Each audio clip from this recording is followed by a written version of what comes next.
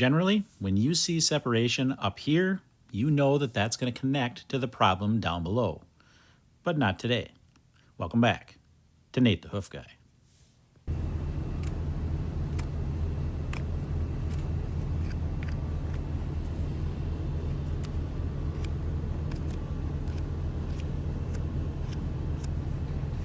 So the reason that we can generally assume that the separation and the problem are going to be connected is because that problem is what causes that separation, right? However, in this case, like I said, these are going to be two separate things. Now, I don't even know that at this point in the trim. I can start to see that shading, and it looks to me like they're going to be connected. But like I said, they're not.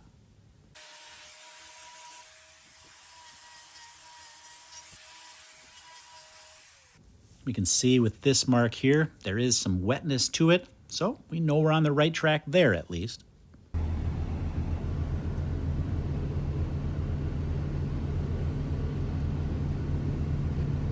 So as I make my first cut here, I'm fully expecting these two to be connected right to that corium level. But as you can see, it doesn't.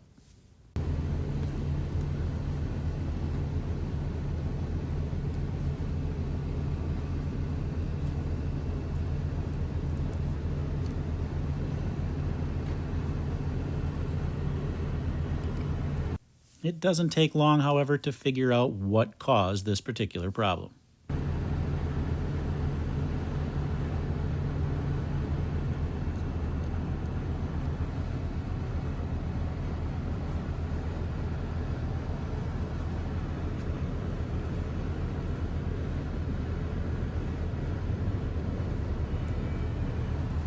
This area is full of little tiny rocks that got pushed all the way through.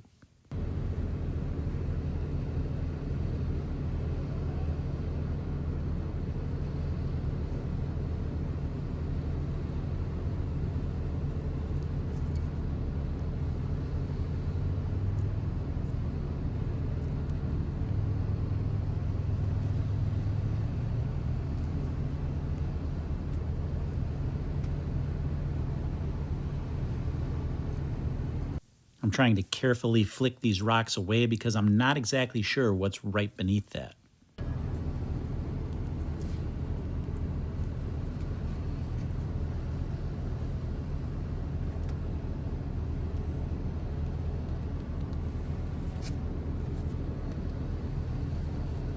As I remove this last little bit up above here, this confirms that these two are not connected anymore.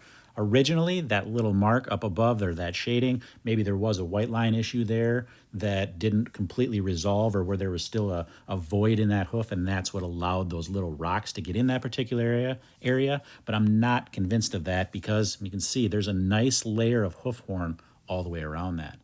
So we flush that out, you can see all those little tiny rocks up in there. Those are what caused this problem. So we have to continue to flush these out and make sure we get them all out of there.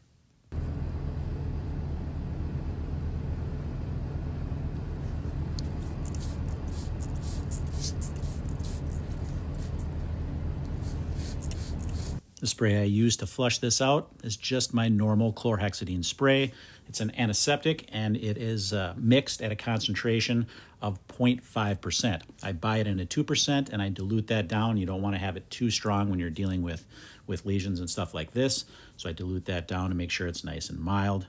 Get that all flushed out, and we got to continue to work around these edges, thinning the margins around this to make sure that we don't have any pinching there, and make sure we have an area where we have just space around it where any other debris can work its way out, kind of like venting the area out.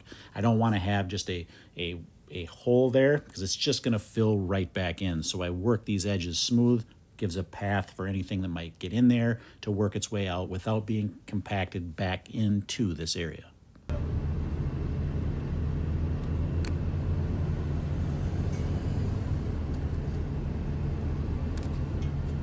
You can hear some noise in the background audio. That's the guys grinding corn, filling the bunker. That corn's got to last all year, so they grind it now, put it in the bunker, and then they can feed out of it throughout the winter months, and they don't have to work through the snow. It's easy to think that we're only working on a foot when you see these videos, but these farms are active and there's a lot going on. We'll get this one all buttoned up, and then we'll move on to cow number 2.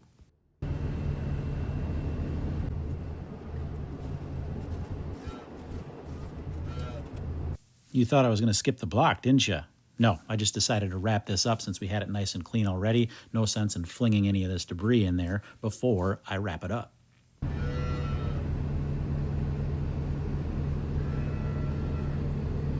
And with that block, she is done. Strolling away much more comfortable indeed. Now on to cow number 2.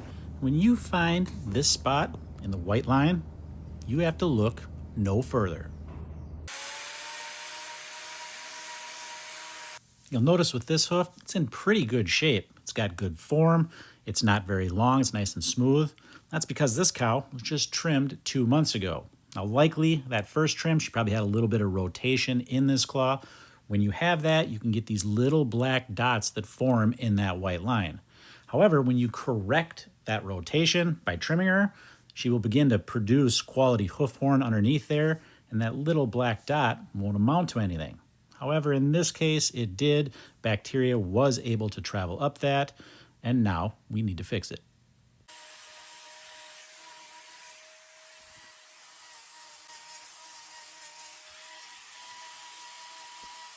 So whenever you have a cow come back after being trimmed just a couple of months prior, you have to ask yourself, what could we have done different in this situation?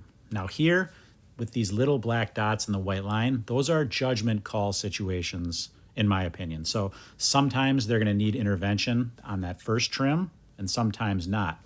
And you kind of, over time, develop an idea of when those are. So in this case, I must have looked at that little black dot and thought, because I leave these soles thinner, or thicker rather, that the likelihood of that dot becoming a problem was very low. So instead of notching this wall out at the time and putting a block on that other claw, I decided to just trim it and hope that that corrective trimming would prevent this from happening. Now, obviously, it did happen, but like I said, these are judgment calls that are happening at the trim time. Hindsight is 20/20, so we can see that that block or that little black dot would become a problem. But at the time, it was probably innocuous in my mind, so I didn't choose to notch this area out preemptively. Like I said, hindsight's 20/20, so we can always do that. But what we want to do as trimmers is try to evaluate our trims and see what we're doing. Is what we're doing working? Should I have notched this out? In this case, yes. But having looked at lots of these cases, you kind of judge which one should and shouldn't. I just misjudged this one a little bit.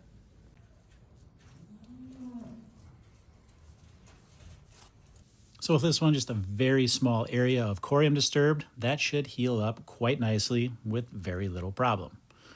With this wrap, she too is done.